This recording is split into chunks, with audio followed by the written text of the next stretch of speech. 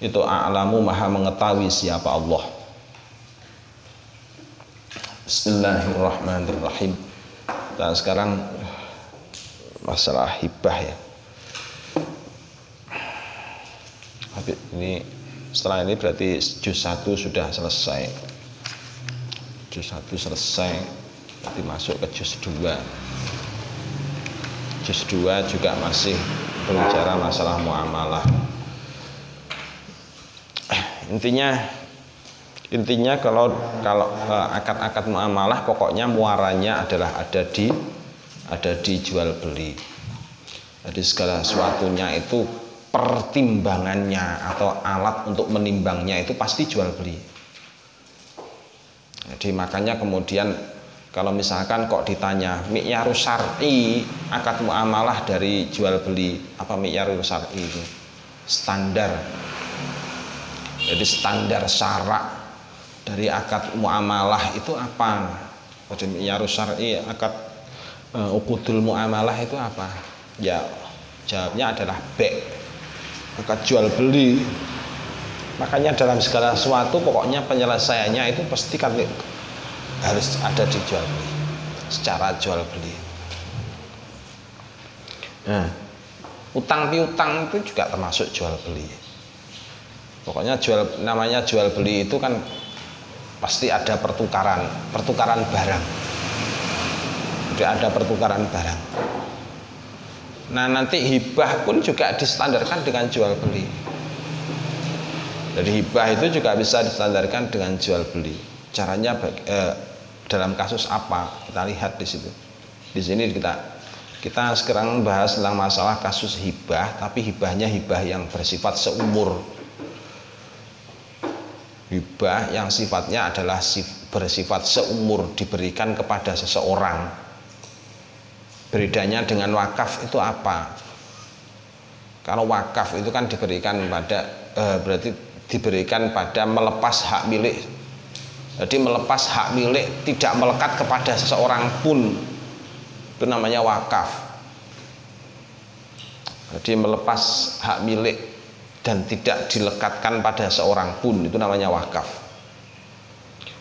Nah, kalau itu diberikan kepada seseorang dan ada hubungannya dengan masalah yang ada hubungannya dengan lama waktu, misalkan ada hubungannya dengan lama waktu dan sebagainya, maka hibah semacam itu sering juga dikenal dengan istilah hibah umroh. Jadi seperti ini, wa idza a'mara syai'an au arqabahu kana lil mu'miri awil murqibi wali warathatihi mim ba'dihi. Ketika seseorang itu menyerahkan barang, misalkan rumah, kepada orang lain, terus kemudian di situ kok ditetapkan syarat itu tempati rumah ini sampai kamu meninggal, atau selama kamu hidup silahkan tempati rumah ini semaumu. Misalkan selama kamu hidup atau selama aku hidup silahkan tempati rumah ini semaumu. Akad semacam ini disebut dengan istilah akad hibah. Tapi hibahnya kan hibah seolah-olah hibah manfaat kan ya. Soalnya apa? Soalnya dibatasi dengan waktu. Kalau hibah manfaat kan berarti seolah-olah dia batasi dengan waktu. Kalau hibah manfaat, jadi barangnya kan status hak miliknya kan masih miliknya orang yang beri hibah manfaat. Terus barangnya, ya kan? Jadi status barangnya itu masih miliknya pihak wahib, gampangannya begitu. Jadi seolah-olah begitu. Nah, jadi idza a'mara syai'an, ketika seorang memberikan barang seumur kepada pihak lain, maka barang tersebut hak pengelolaannya adalah diserahkan kepada mukmir, orang yang menerima. orang yang menerima hibah seumur tadi, atau juga diserahkan au arqoba. Kalau misalkan menggunakan lafaz arqobahu itu sebenarnya maknanya itu seolah-olah budak, penyerahan budak, rikob. Jadi seolah-olah penyerahan budak, ini aku punya budak, silahkan budak ini untuk dipakai dimanfaatkan di rumahmu, dimanfaatkan sampai engkau meninggal, atau selama budak itu masih hidup silahkan manfaatkan sana. Berarti kan seolah-olah budak itu kan masih miliknya wahib, kan status miliknya, ya kan. Yang diberikan itu kan manfaatnya rikob, kan begitu, manfaatnya budak. Jadi dalam kondisi semacam itu, terus kemudian bagaimana dengan umrohnya barang yang diberikan seumur tadi, rumah yang diberikan seumur tadi. Kalau misalkan disyaratkan begini, bahwasanya selama aku masih hidup pakai rumah ini, silahkan pakai. Nah, orang yang diserai tadi itu mukmirnya, orang yang diserai tadi diajak akad, itu ternyata kemudian meninggal duluan. Jadi mukmirnya itu meninggal duluan. Nah, terus sementara pihak yang memberikan tadi ternyata masih hidup, padahal tadi akadnya adalah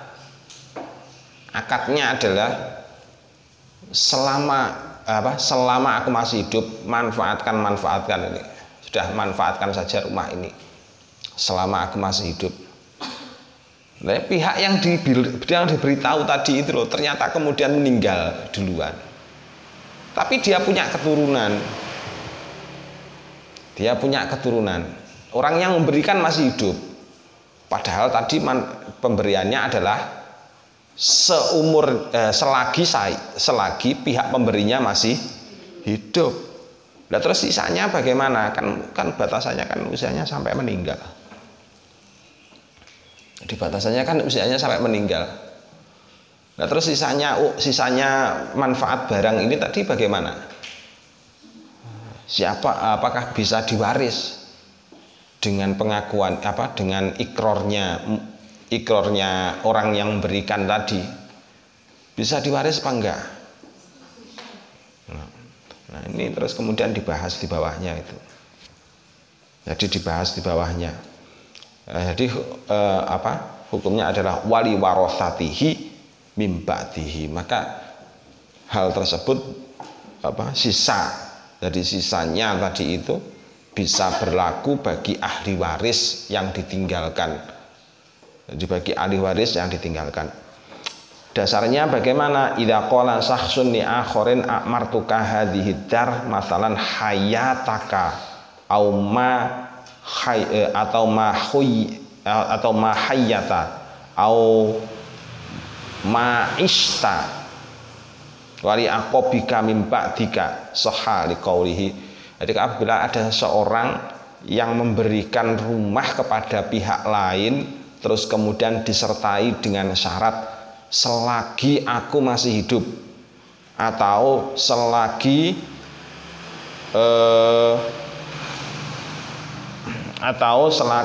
engkau masih hidup, atau dibatasi kamu dan keturunan setelahmu.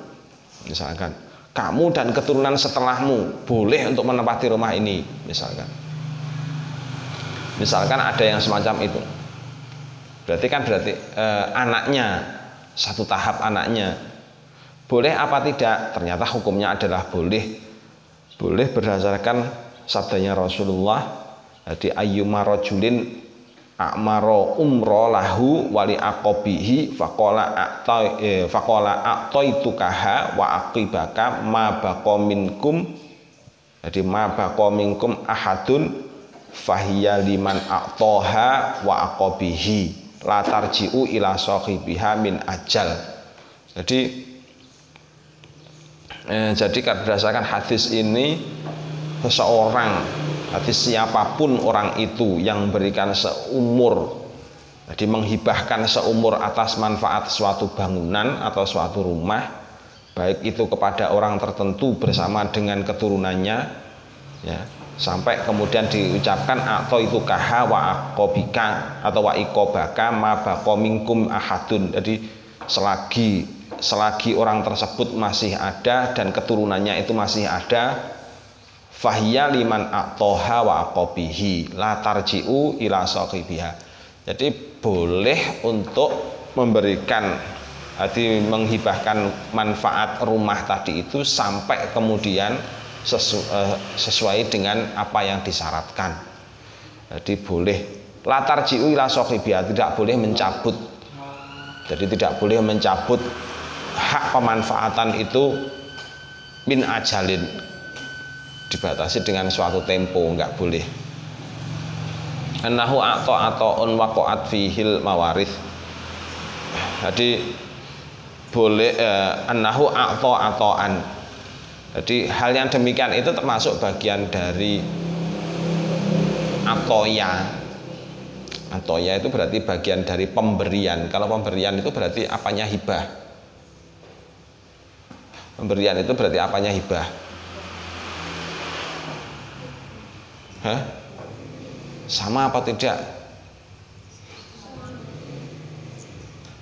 Atau ya itu di pemberian itu sama enggak dengan hibah? Sama ya? Sama. Ya, sama. Jadi annahu ata'an waqa'at fihil mawarith. Yang pemberian tadi, karena pemberiannya sifatnya berupa manfaat, berarti juga bisa diwaris.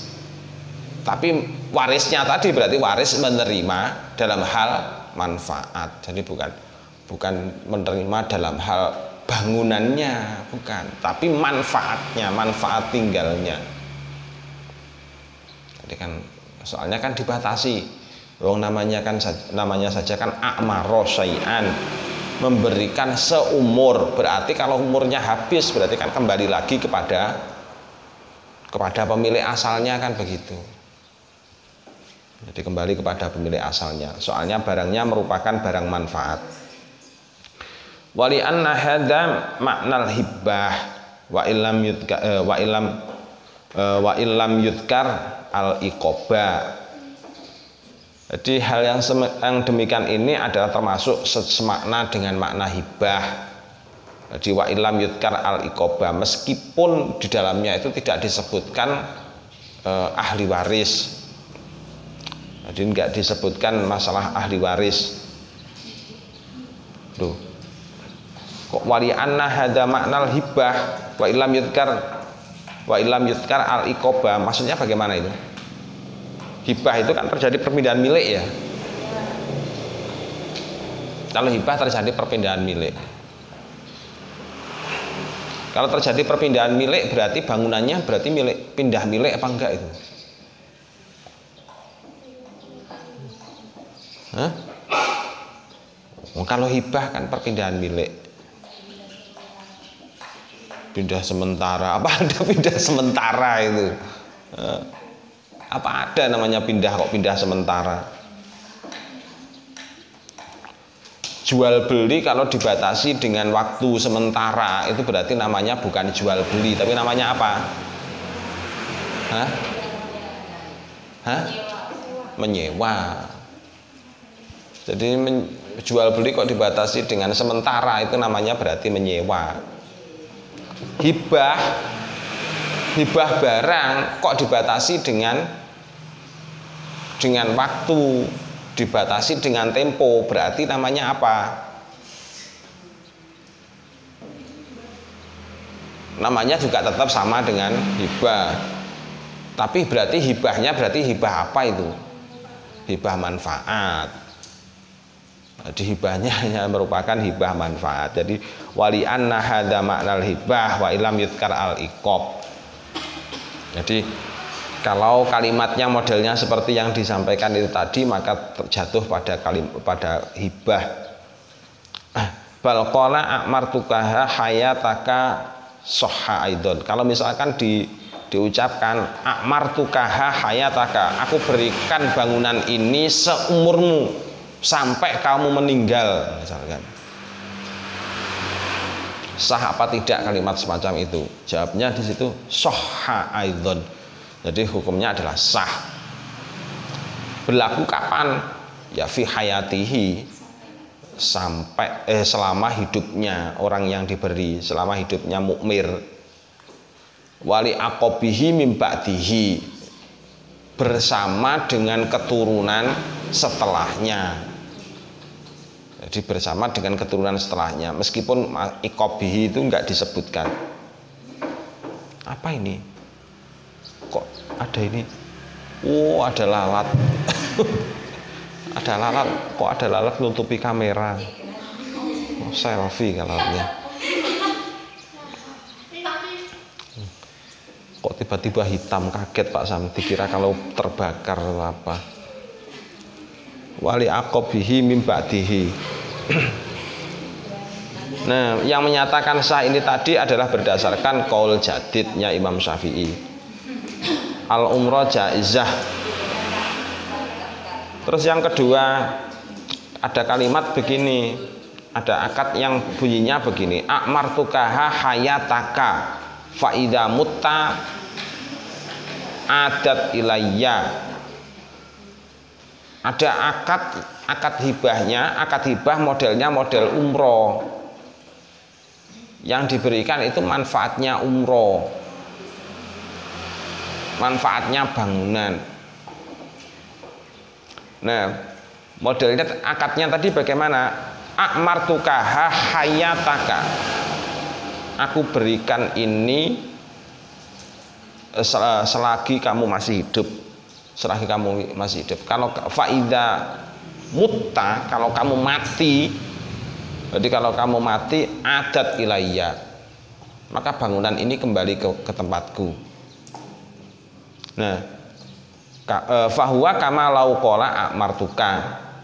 Jadi akad ini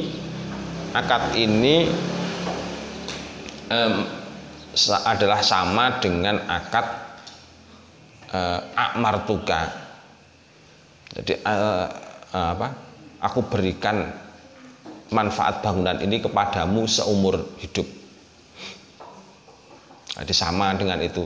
Karena sama berarti bagaimana? Was-shahihu as-sihah. Berarti menurut qaul yang sahih hukumnya adalah sihah. Tapi menurut qaul yang apa? Yang dhaif, berarti menyatakan tidak sah. Hibah kok.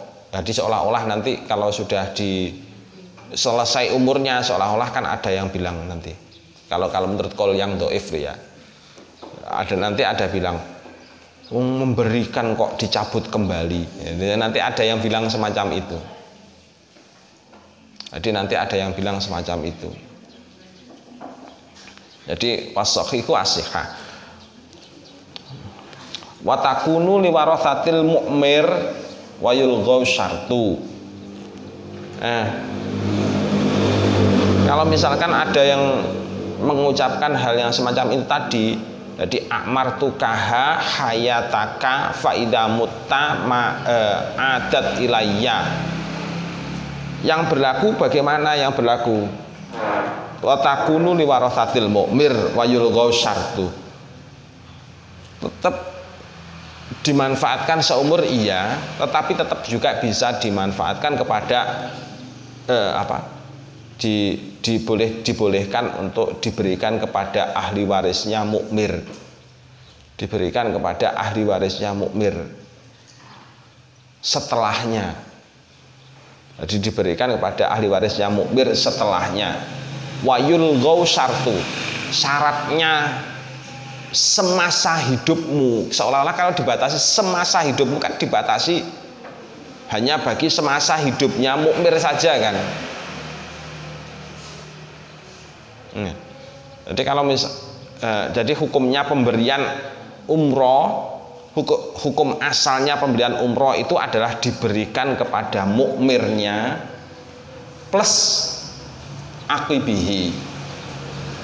plus ahli waris setelahnya, aqibihi mim ba'dihi. Ini ya, ini hukum asalnya. Jadi kalau misalkan ada seorang menghibahkan bangunan, kalau dimaknai pemberian hibah tadi itu dinyatakan, aku berikan manfaat bangunan ini kepadamu seumur hidupmu. Berarti pemanfaatan bangunan tadi itu dilakukan sampai kapan? Ya semasa hidupnya dia plus ahli waris setelahnya. Jadi plus ahli waris setelahnya. Berarti anaknya. Nah, sama dengan ini tadi. Di sini kan perhatikan pada akadnya itu. Akmartukaha hayataka faida mutta adat ilayya. Yang berlaku terhadap akad ini, seandainya mukmir itu siapa sih mukmir? Orang yang diberi hibah umroh. Jadi orang yang diberi hibah umroh, manfaat bangunan. Jadi menurut ini tadi disampaikan bahwasannya yang berlaku adalah, selama hidupnya mukmir plus akibihi. Terus bagaimana dengan syarat yang ditetapkan adat ilayya wa idza mutta adat ilayya? Kalau kamu mati maka barangnya kembali kepadaku. Bagaimana dengan ketentuan adat, syarat yang sedemikian itu? Syaratnya adalah yulghaw. Syaratnya tersebut adalah bersifat yulghaw. Apa artinya yulghaw? Diabaikan. Apa sebabnya kok syarat itu diabaikan?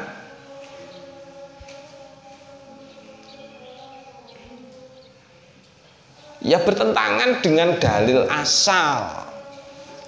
Jadi bertentangan dengan dalil asal. Dalil asalnya yang namanya pemberian manfaat umroh itu adalah kepada mukmir plus aqibihi. Jadi gitu. Itu dalil asalnya. Jadi kalau misalkan kok hanya dibatasi hanya kepada mukmirnya saja, maka itu tidak berlaku. Namanya bukan umroh. Jadi namanya bukan umroh. Nah, kalau namanya bukan umroh, sementara prakteknya itu adalah memakai akadnya umroh, maka syarat yang menyebabkan terjadinya batalnya umroh dari dalil asal, maka syarat itu harus diabaikan. Yulgho, adanya dianggap sama dengan tidak adanya. Wujudus syarti ka'adamihi. Jadi adanya syarat dianggap seperti tidak adanya. Sama dengan jual beli, sama dengan utang piutang. Saya utangi kamu 10.000, tapi syaratnya harus kembali 12.000. Kelebihan 2.000 tadi itu bisa termasuk syarat yang yulgho, syarat yang mulgho. Syarat yang mulgho berarti diabaikan. Tetap kembalinya harus 10.000. Nah, bagaimana dengan 2.000-nya? 2.000-nya harus dipisahkan. 2.000-nya jangan diikutkan dengan yang 10.000 tadi. Soalnya kalau diikutkan dengan yang 10.000 tadi, maka jadinya riba. Ribanya riba apa? Riba kordi. Jadinya begitu. Jadi sehingga syarat yang fasad tadi harus diabaikan. Terus yang 2.000 itu bagaimana? 2.000 itu disampaikan dengan ucapan terima kasih. Dipisahkan, jangan digabungkan jadi satu. Sama dengan begini. Suatu ketika sampean butuh uang, Terus kemudian sampean nggak punya, sama sekali nggak punya. Tahu-tahu ada teman sampean tanya, kenapa Mbak kok susah aja? Ini saya lagi butuh uang sekarang, tapi blas lagi nggak ada uang ini, saya lagi bingung ini. Mau pulang belum ada kesempatan pulang, soalnya barusan pulang, masa mau pamit lagi kan nggak enak. Misalkan enak sama pengasuh misalkan. Terus kemudian tahu-tahu, sampean butuhnya uang berapa? Sebenarnya nggak banyak, cuman 100.000. Dan nggak taunya teman sampean, oh ini aja pakai uang saya. Sampean seneng apa enggak kalau tiba-tiba kayak ini? Seneng apa enggak? Jelasnya pasti seneng. Soalnya pas lagi butuh kepepet, tahu-tahu ada yang nawarin hutangan. Seneng enggak? Wah senengnya bukan main. Begitu bulan depan, terus kemudian sampean ketika menerima uang sangu, terus kemudian sampean kasihkan uang itu 100.000, jebret, dikasih 100.000. Mbak, terima kasih ya karena sudah meminjami saya uang 100.000 ini, 100.000. Terus tiba-tiba kamu memberi tambahan berupa uang 10.000, berikan uang tambahan uang 10.000 tanpa sebelumnya disyaratkan terlebih dahulu. Nah, tambahan tadi itu tidak disebut sebagai tambahan az-ziyadah al-muharramah, bukan termasuk ziyadah yang diharamkan. Mengapa? Karena tidak ditetapkan dalam syarat, tidak ditetapkan di muka, sehingga hukumnya menjadi hibah. Berbeda kalau misalkan kok ditetapkan sebagai syarat, ditetapkan di muka. Saya hutangi kamu 100.000, tapi dengan syarat kembalinya harus 110.000. Nah itu berarti tetapkan syarat. Kalau tetapkan syarat seperti itu, maka hukumnya menjadi riba. Nah, syarat yang sifatnya bertentangan dengan dalil asal tadi, maka hukumnya harus mulgho, harus diabaikan. Jadi sifatnya harus diabaikan. Sama dengan umroh juga begitu, sama. Karena dalil asalnya umroh adalah idza a'mara syai'an au arqabahu kana lil mu'mir awil murkibi wali warathatihi. Jadi untuk ahli warisnya, ahli waris berarti ya wali warathatihi mim ba'dihi. Ada kata-kata mim ba'dihi, berarti itu ada batasan. Ahli waris yang setelahnya. Bukan kemudian turun temurun ada di situ terus, bukan. Dan ini biasanya ada di perumahan dinas. Perumahan dinas itu kan modelnya seperti itu. Jadi perumahan dinas tentara itu kan biasanya modelnya semacam itu. Jadi rumah dinasnya itu ditempati selama bapaknya masih bertugas, bahkan sampai meninggal, terus kemudian pada satu keturunan ahli waris. Itu rumah dinas, modelnya seperti itu. Ya, Allahumma sab al-Fatihah. Alhamdulillah, insyaallah.